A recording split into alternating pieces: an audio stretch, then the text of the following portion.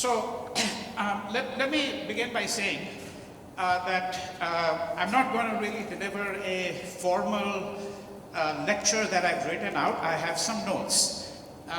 This is a subject on which I have been writing and thinking and reflecting for something like 4 decades.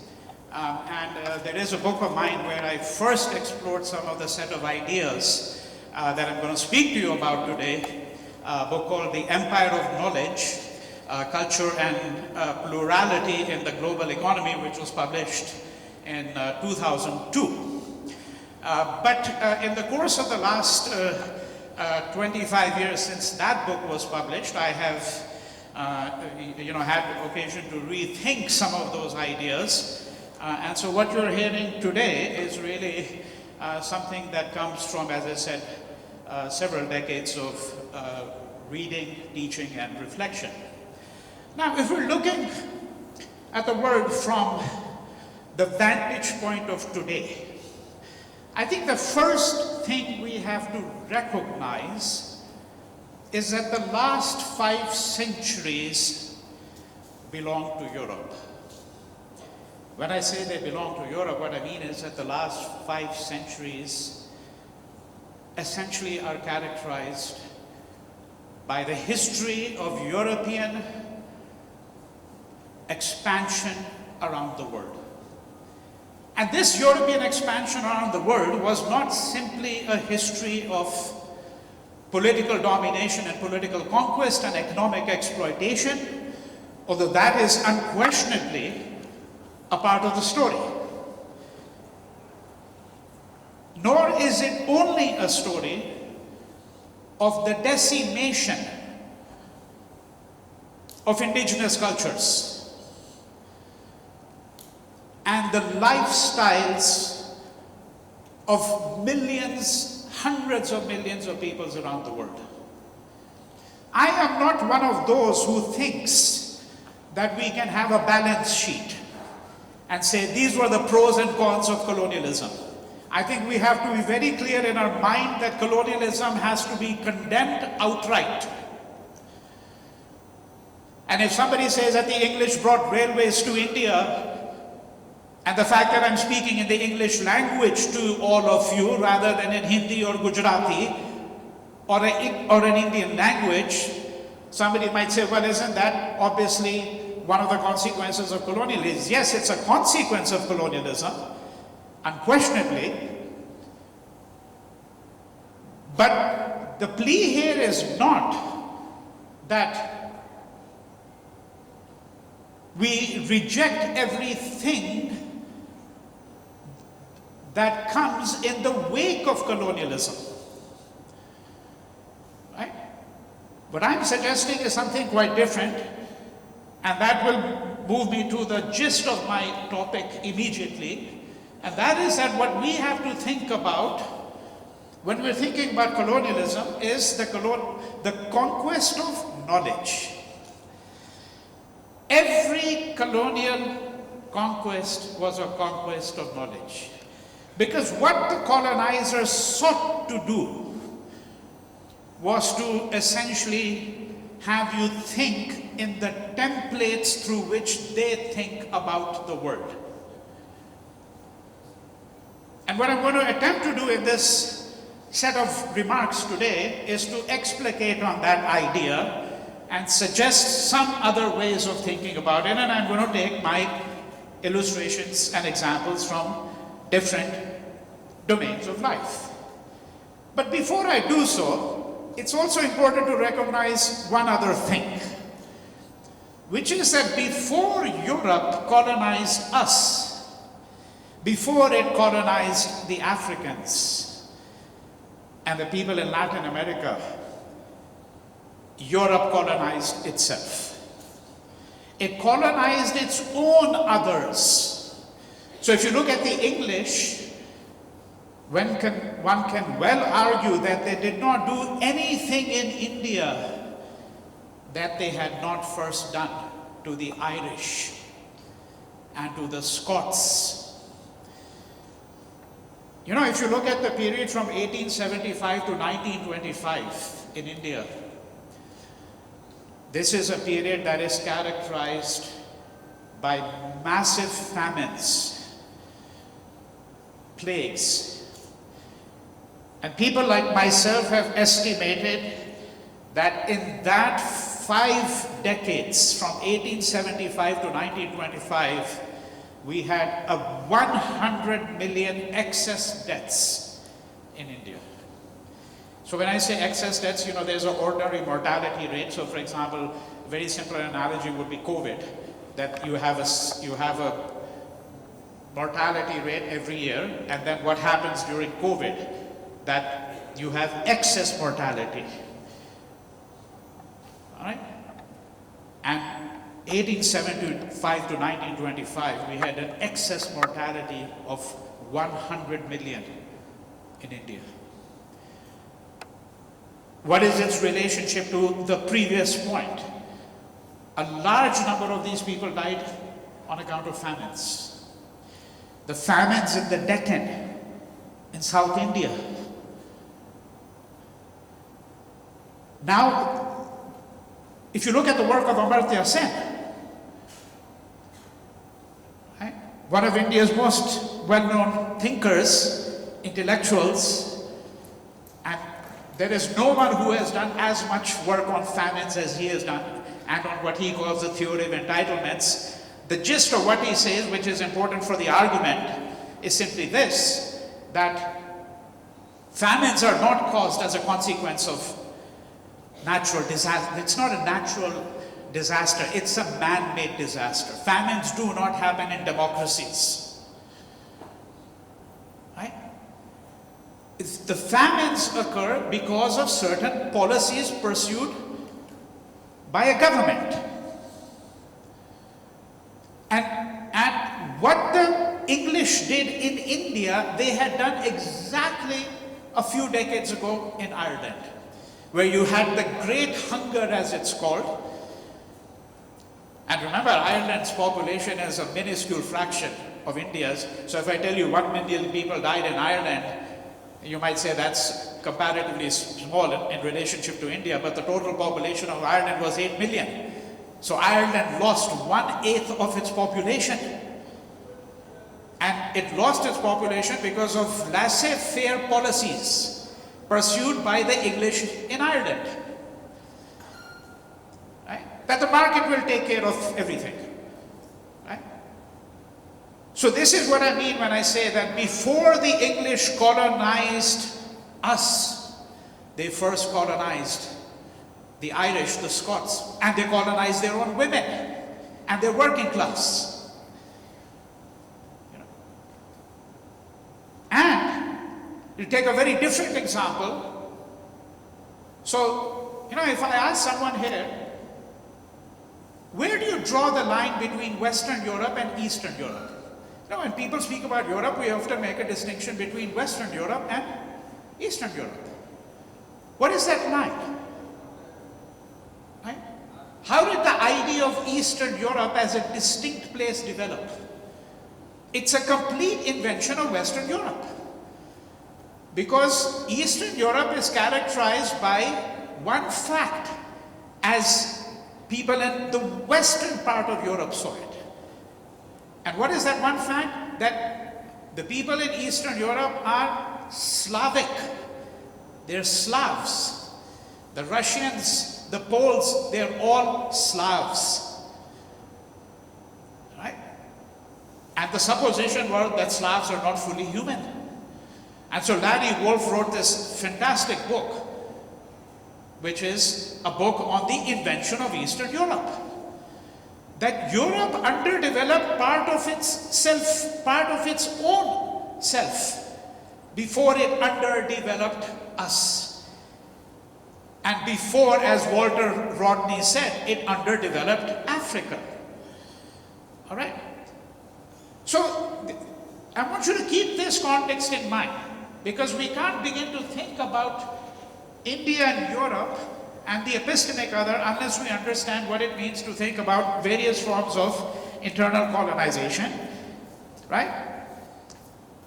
And now when I say that the colonial conquest of knowledge is what we have to really think about, And I want to now move to India specifically, and I want to offer two illustrations of the argument that I want to furnish here. Right? See, when the British, and particularly the English, come to India, they encounter two religions as they see it. For our argument's sake, we can forget the fact that there are Jains and Sikhs and Buddhists. They are not concerned with that. They basically see only two religions in India. One religion that they see is something called Islam. The other religion that they see is something that is called Hinduism. Now, it's also important to recognize that when we say Hinduism, it's basically a corporate category. By which I mean that it aggregates a great number of things, because before the 18th century, nobody in this country ever described himself or herself as a Hindu. You give me one text where a person describes himself or herself, and Indian text, as a Hindu, I would be very interested to know. Because how would you characterize yourself if you were, now you, so to speak, a Hindu? You would characterize yourself as a Vaishnava, as a Shaivite, as a Shakto, as a Kabir Panthi, as a Nanak Panthi, as a Tantric. That's what you are. You're not a Hindu. I know that that's a bit unsettling for some people, but we have to understand that that's how it is.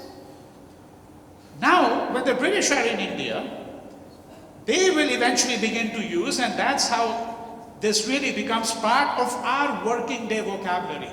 So when I encounter, many Hindus who speak very proudly of being a Hindu and 2,000 years of our history as Hindus, I say, well, let's just pause, let's just go back a bit. What exactly do you mean by this? Okay? And what do you understand by this religion called Hinduism? Now, in order to understand what is the intellectual problem here, we have to understand something else. We have to understand that by the late 18th century, Protestant Christianity became virtually synonymous with the idea of religion. I'm making a very radical argument here. I wish the argument were mine. It's not. There are other people who have done that work. Okay? Tomoko Masuzawa's book on the inventional word religions, for example, is a crucial work, but there are many others who have advanced this kind of argument. Protestant Christianity became the very template for what we understand as religion. Now, if I say to you that no Indian language ever had a word for religion, I know everybody will jump up in anguish and say, nahi, of course, what is dharma? Ya Tamil mein koi hoga, Telugu mein koi lafz hoga. No. You look at a Hindi Shabd Kosh, a dictionary, and look up the word dharma, and it gives you 500 meanings, 500. Because it means law, it means custom, it means any number of things. Right? What makes us believe that we should think of that simply as religion? Because my submission to you is that this idea of religion is really an idea about what constitutes a true faith. And that true faith became embodied in something called Protestant Christianity. Now, when Ram Mohan Roy, so Gandhi, of course, is the father of the nation, but the father of modern India is not Mohandas Gandhi. Not in the traditional historiography. The father of modern India is someone called Ram Mohan Roy. Why? Because he led something called the Bengal Renaissance. Of course, when you speak with Bengalis, Bengal Renaissance is still continuing. It's the longest running Renaissance in the world. It's been going on for 200 years. Right? Now, what did Ram Mohan Roy want to do? Essentially, what he wanted to do Let's be very blunt about it. He wanted to create a Protestant form of Hinduism. That's what he wanted to do. He even takes the terms, the theological terms in which the debates had been cast in Europe, and I'm going to go back to Europe again because Europe and India are intermingled in this project, right? What's that project? I'll get back to Ram Mohan Roy in a moment. What's that project? The project is high biblical criticism in Germany in the late 18th century. And what is that about? What it's about is the idea of trying to discover the authentic Jesus. See, because in Europe itself, there was this whole question about how do we know what the true Jesus was? Who's the authentic Jesus? So what they began to do in Germany in the late 18th century is what is called high biblical criticism, basically, where they use various kinds of intellectual methods. And the argument is that the problem, of course, if this is a problem in Christianity, the problem in Hinduism is 100-fold. The argument is that since the last 1,800 years since Jesus passed away, a whole set of ideas have grown up around Jesus. We have to sift through these and we have to try to find the core. Now, if you think that's a problem for Christianity, imagine what the problem was for something called Hinduism, because a jungle had grown up around what is the core ideas. In fact, even somebody like Dayanand Saraswati, much later, he's a later reincarnation of Ram Mohan Roy in many ways. The whole idea was that we have to return to the original core of the religion. This massive jungle, this is always the metaphor that comes to mind when one is thinking of India. In India, everywhere the jungle is there and it takes over everything. You know? Right? And if it's not the jungle, it's a banyan tree. Because kisi gaon mein bhi jao, to ek banyan ped hota hai. And the banyan tree's characteristic is precisely this. It's very capacious. It's very large. It shelters all kind of people. The saint and the sinner both. You see, right? So now what we're really saying is this, you see, that when Ram Mohan Roy begins to say that we have to rediscover the core elements of Hinduism. And what he's going to do is he's going to take the theological terms of the debate from Europe. So this whole distinction between monotheism and polytheism, these are categories taken from Christian thought, from Semitic religions. The problem is that he begins to use them, and modern day Hindus use them all the time. I live in California 9 months of the year, since I teach at UCLA, or 8 months of the year, and there's a huge number of Hindus there who are very adamant in saying that Hinduism is a monotheistic faith. And I tell them that you're really confused. Because why do you even want to use those categories to understand your religion? And to do that critique is not to undermine something called Hinduism or the faith of the believer. I think that there is no, quote, religion which is as capacious and playful, which I think is an important part of a religion. Ralph Waldo Emerson, the American transcendentalist thinker who became important for Indian thinkers too, he often used to say, my only problem with Jesus, he has no sense of humor. He used to say, he has no sense of humor. You read the Gospels, how can you be a complete human being if you don't have a sense of humor? Now that's the wonderful thing about our gods and goddesses. They're so playful. I mean, look at Krishna. You know the scene of the theft of the clothes. Huh? So he's walking along the banks of a river and he sees the gopis. They're taking a bath in the river, and he's a mischievous god. So what does he do? He takes their clothes and then climbs a tree. And then when they want to come out of the river, they suddenly realize their clothes are not there. I didn't invent this story. Read book 10 of the Bhagavata Puran. Read the Vishnu Puran.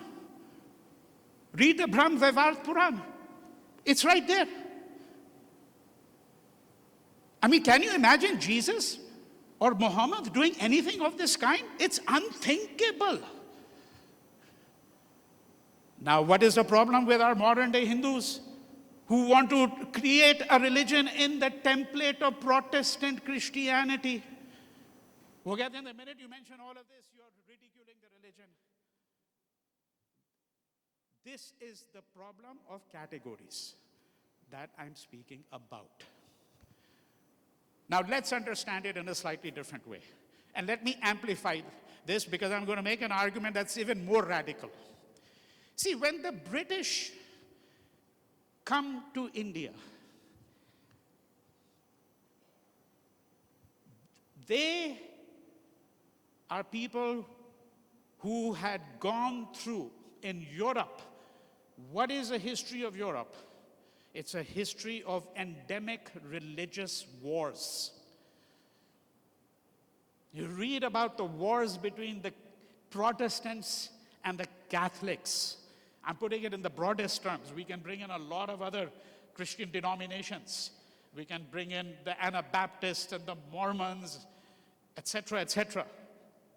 Okay? But the history of Europe is characterized by a history of religious conflict. Now, when they come to India, they assumed that Hindus and Muslims had also always lived in conflict. Now, when I say that there's a problem with that, I don't mean to say that things were always hunky-dory between so-called Hindus and so-called Muslims. I say so-called because I've already pointed out that this category of Hindu is a relatively recent category. Right? I don't mean to say that things were always hunky-dory. Yeah, they were necessarily always on the friendliest terms. But I don't believe that you can characterize the history of the Indian past as a history of religious conflict. But here's the far more interesting problem. That when they are critiquing Hinduism, because the British began to critique Hinduism, they say it's an extravagant, irrational faith. It's a faith with, 330 million. That was a magical number. Don't ask me how they came upon that number. It's not like they had taken a census of all our gods and goddesses, And in any case, what would that be? Because new gods and goddesses are born all the time. Jaya Santoshi Ma didn't even exist 300 years ago. Right? So, they said Hinduism is a religion characterized by 330 million gods and goddesses. What kind of religion is it? What kind of religion is it where Krishna is doing the Ras Leela, where he's engaging in the Vastra Haran, that is the theft of the clothes, right? Where the stories about him are about the Makhan Chor, the butter thief, right? There's a young boy, he used to love butter, and then Yashoda would have to hide the butter, right? Thousands of such stories. So they begin to critique Hinduism. And here's the argument. All of these critiques of Hinduism are disguised forms of critique of Catholicism. There is a displacement. Their fundamental animus is against the Catholics.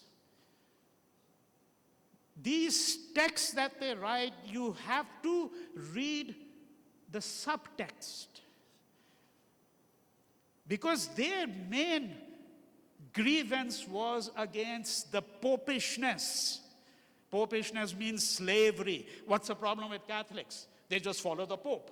Therefore, they're like slaves. They don't have the faculty of reason. Right? These critiques, these analyses of these Indian texts You have to understand the philosophical assumptions behind that work. And this is all part of the problem of what I am describing as the politics of knowledge. Okay? Now let's take a very different illustration. So some of you here, I'm sure, are students of history. And you know that if you go to any history department in the world, I don't care which history department it is and how sophisticated that university is, whether it's so-called world class or whether it's 10th class, I don't care. What do they do in a history department? They basically divide the history of the world into 3 periods. What are those 3 periods? Ancient, medieval, modern. Okay? Now, aajkal jo hai, there's a little more sophistication. So you talk to a historian, he'll say, I do early modern. You know? Or I do late medieval. So thoda usko qualify kar diya. You qualify it a bit. That's all humbug. Basically, it's 3 periods. Now, the question is, are these terms all neutral? So there is a whole politics of the ancient and a politics of the modern. But generally, we are all modern, supposedly, and so we all embrace the modern. Right? I mean, they're very sophisticated critiques. We don't need to enter into that. You know, a European philosopher like Bruno Latour might say, were we ever modern? Let's not get into that. Okay? Let's not move into that line of reasoning at all. Let's all agree that, and I think you will all agree, that we all basically treat the modern with approbation, right? And the products of the modern. Now, there's one term out of these 3 which is certainly pejorative, and it's not ancient. There was a time when the ancient became pejorative, and that was with the rise of the modern. Okay, so there used to be what was called the battle of the ancients and the moderns. Yeah, you read Jonathan Swift, and you'll know exactly what I mean. Okay, the battle of the ancients and the moderns. But the ancient has also been looked at with appreciation, with approbation. So, for example, our present government in India is obsessively concerned with the ancient. Because उस ज़माने में मुसलमान नहीं थे. There were no Muslims, so that was the most glorious period we ever had. Ancient India. Right? And ancient texts are valued, etc., etc. So you understand what I mean, that it's not the word ancient that is a real problem here. The problem is the word medieval. What was the other term used for the medieval ages? For a long time, the Dark Ages.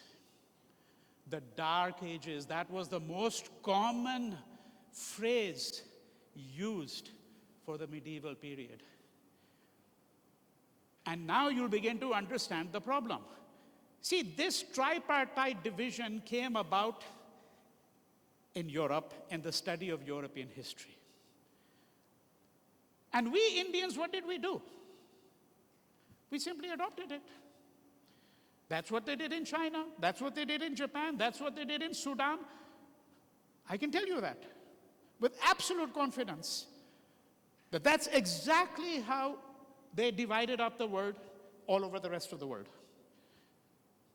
These 3 periods. The question is, if those were the Dark Ages, it's a different matter whether Europe's Dark Ages were really dark. That's a different question. I won't get into that. Because that's, we'll have to be here until midnight. Okay? The question is simply this. If Europe's medieval ages or Middle Ages were dark, were our Middle Ages also dark? That was the assumption. So when John Stuart Mill's father, James Mill, writes a history of India in 6 volumes, what did he do? How did he carve up? He does exactly what we're talking about with a little difference. So he calls the ancient period Hindu. He calls the medieval period Mohammedan. Huh? And what does he call the modern period? He doesn't. That's exactly the point. He does not call the modern period Christian. Why? Because he wants to say, religious categories are good for this part of the world. We have become secular in Europe. We have transcended, because, religion is only for basically bachche logon ke liye. Yeah, people who are not rational. That's what Freud, if I may paraphrase him, right? It's not for people who are really thoughtful, reflective, intellectually inclined, because religion involves some amount of unquestioning faith. You see? Again, we don't have to get into whether that assessment of religion is true or not. What James Mill, he's doing a fantastic displacement. He is saying you can only characterize the history of India in religious categories. But you do not have to characterize the history of Europe in religious categories. We have transcended religion. We have moved well beyond it. Okay? And this is apart from the question that our Middle Ages in India were never the Dark Ages. That was a European view. If you ask me, that was the richest period in some ways of Indian history. That is the period when all Indian languages, apart from Sanskrit, of course, and Tamil, because Tamil has a very old history. But if you're looking at Gujarati, you're looking at Marathi, you're looking at Bangla, you're looking at Oriya, Kashmiri, this is the period when these languages flowered.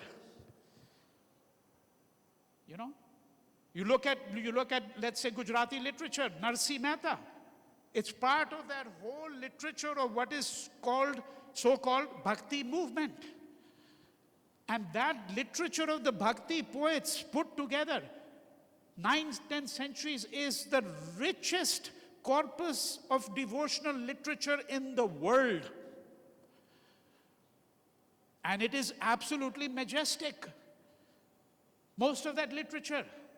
And people know the name of Tukaram maybe, or Mirabai, or Surdas, or Tulsidas.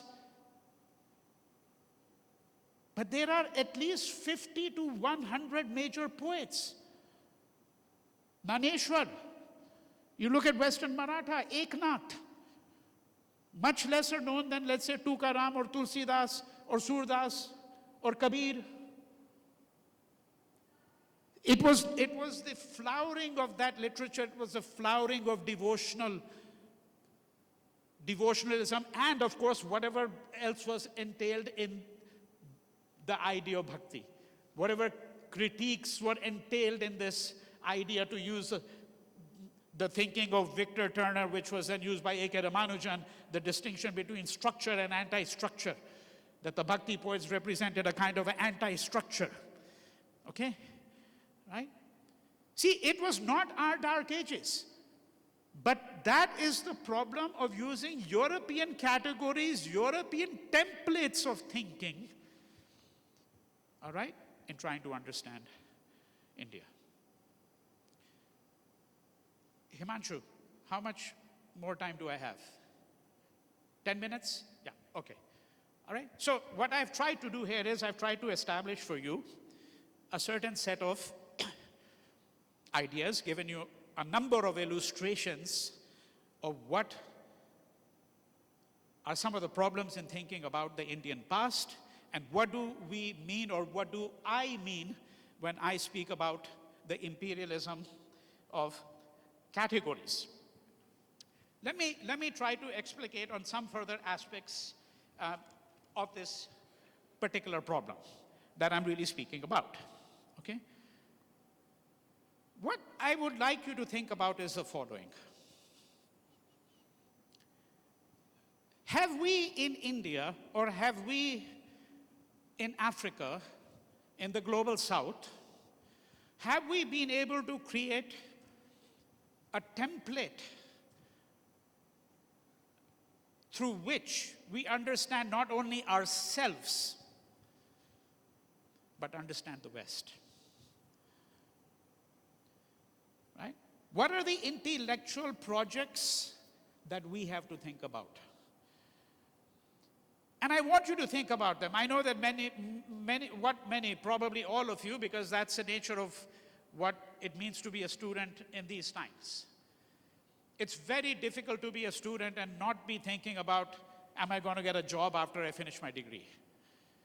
I have to be very candid with you, that I never for a moment thought about a job when I was studying.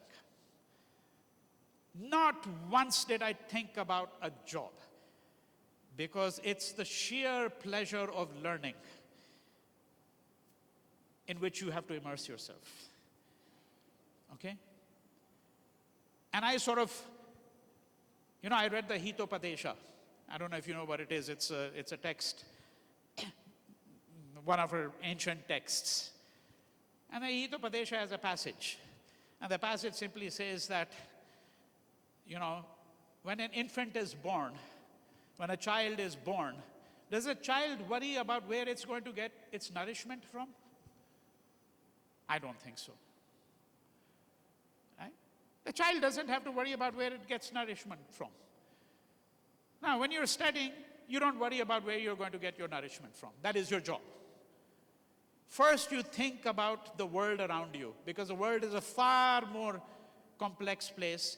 And because it's complex, we can also make it very simple.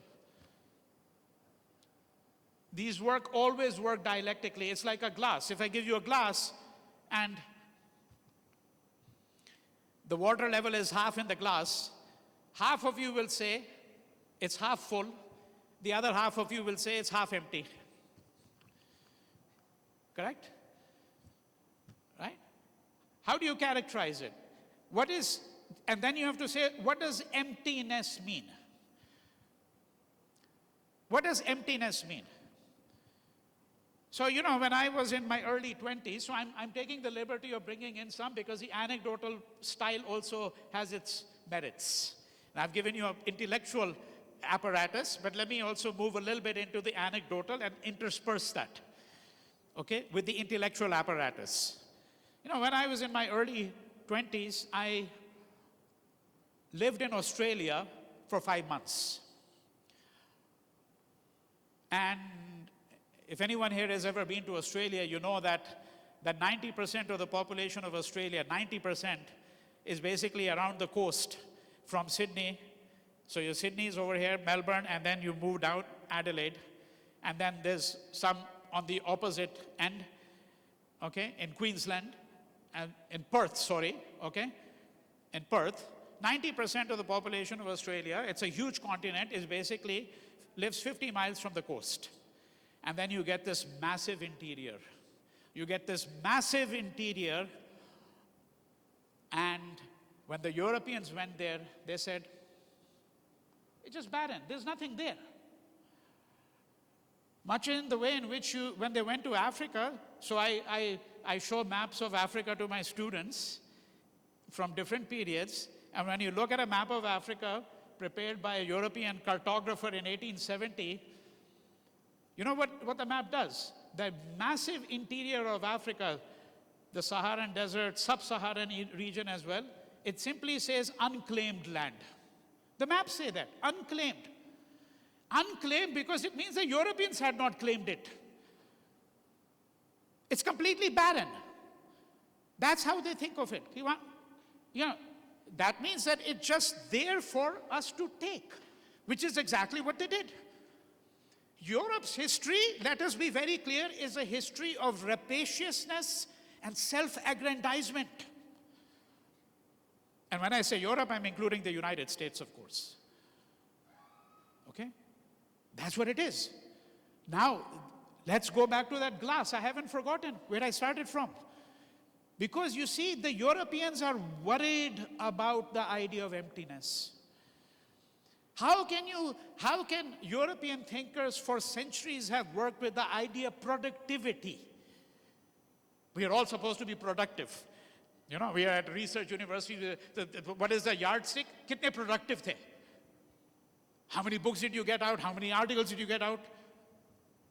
Well, what if you got nothing out, but if you were a serious, careful, reflective thinker? Okay? Now, this idea of emptiness is the corollary of fullness. When Mohandas Gandhi said, I want to reduce my life to zero, he said that. What did he mean by that? I want to reduce my life to zero. He means many different things by it. One of the things he means, and of course he attempted to do that, of course, in the way in which he dressed as well. Because Gandhi started his adult life vastly overdressed, and he ended it vastly underdressed. And in between, you have to see the sartorial politics of Mohandas Gandhi. Okay? I'm going to appear before God completely naked. Zero means naked, shorn of everything. Because the only way in which you can appear before God, that is the real moral parable of the Vastraharan episode. That the gopis have to come out there naked because you're shorn of your ego, completely empty, naked.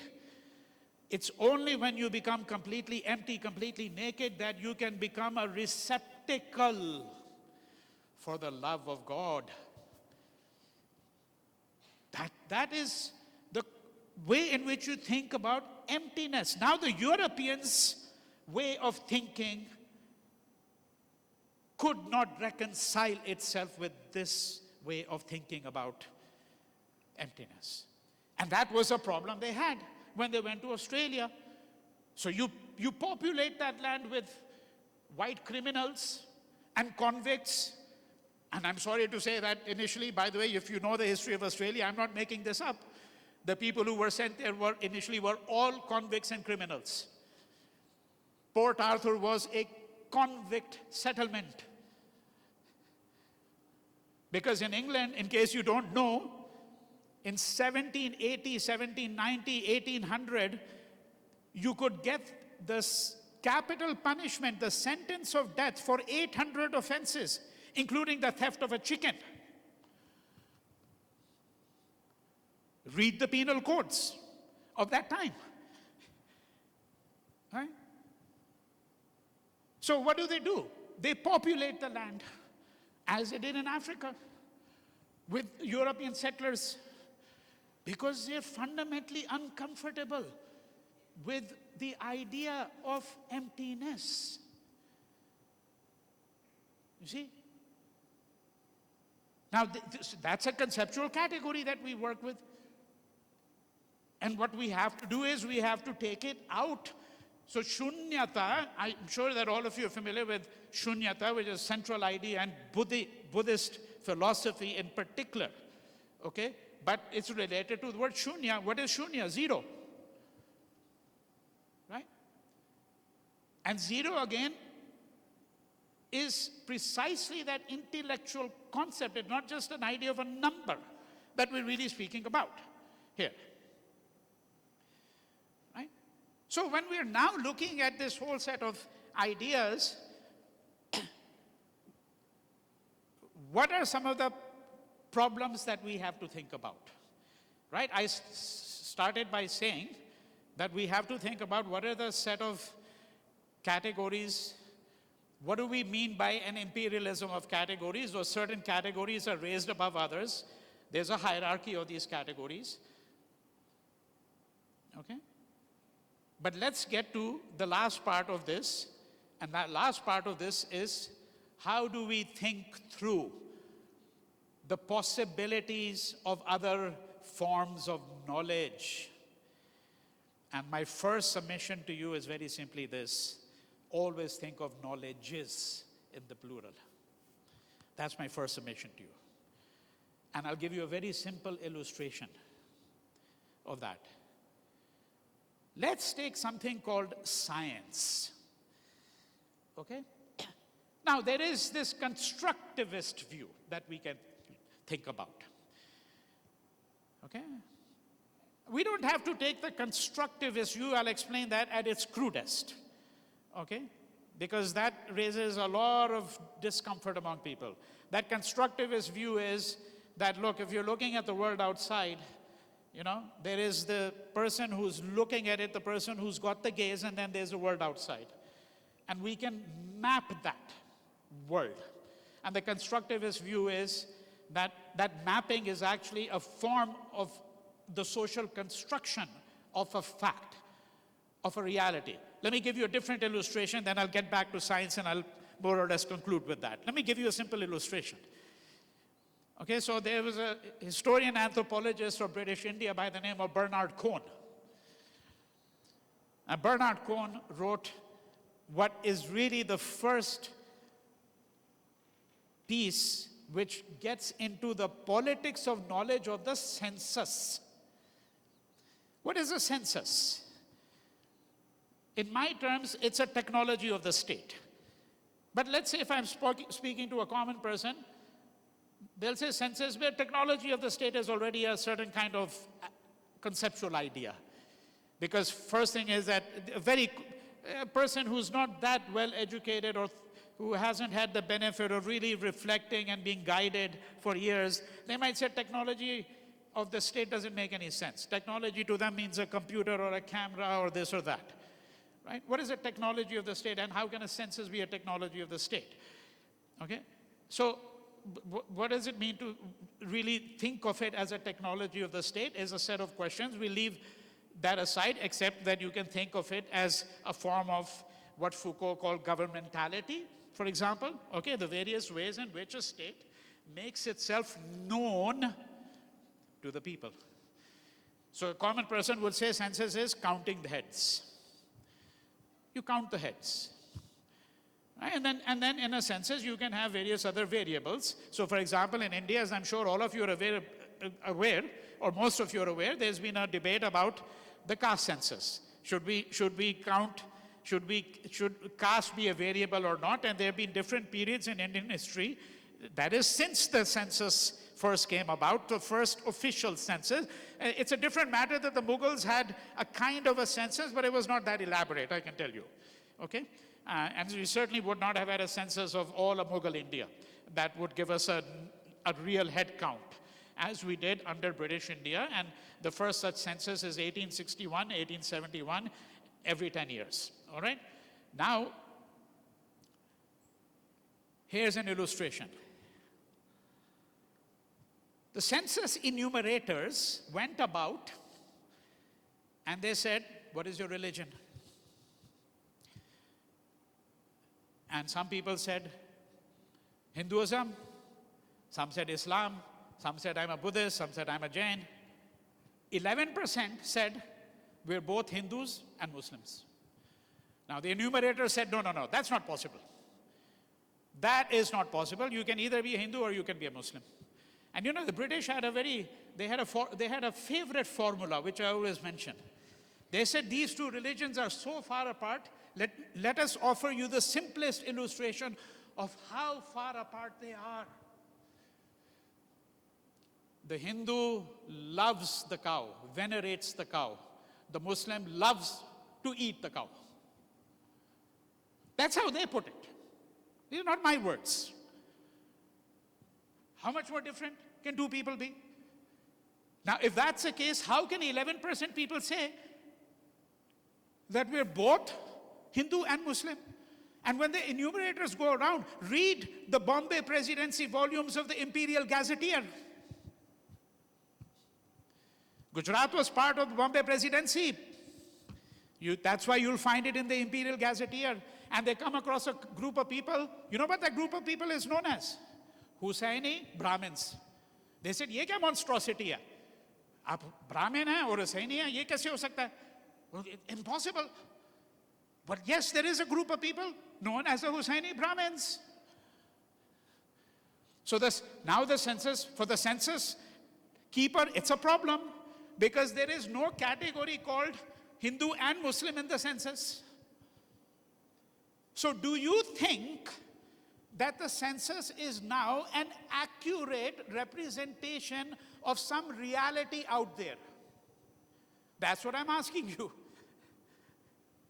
Right? Because what did the census enumerator want to do?